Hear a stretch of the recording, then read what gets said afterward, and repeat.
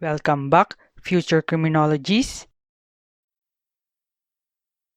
In this video, we will be discussing the crime of interruption of religious worship.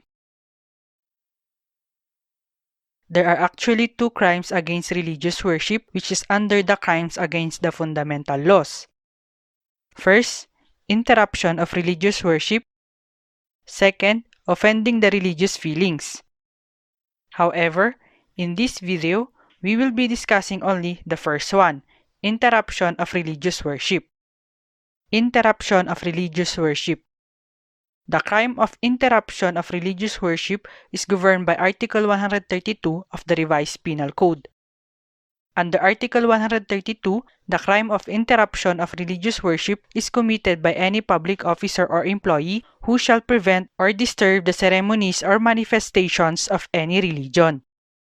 Ito ay isang krimen na ginagawa ng opisyal o empleyado ng pamahalaan sa pamamagitan ng paghadlang o pag-abala sa pagdiriwang o seremonya ng kahit anong relihiyon. From Article 132, we can now enumerate the elements of the crime, to wit, first, offender is a public officer or employee. Sabi ng article, any public officer or employee, so sino man.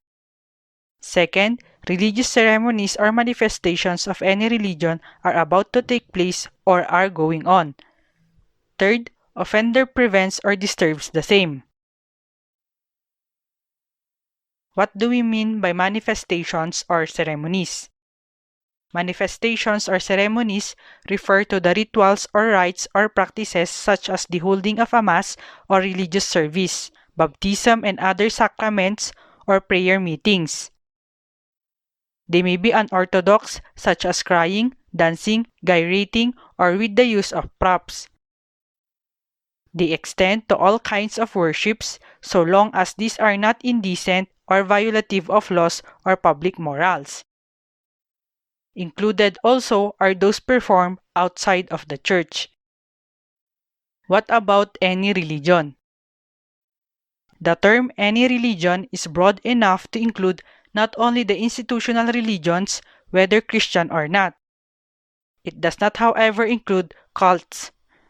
Thank you for watching. If you like this video, don't forget to share it and to subscribe.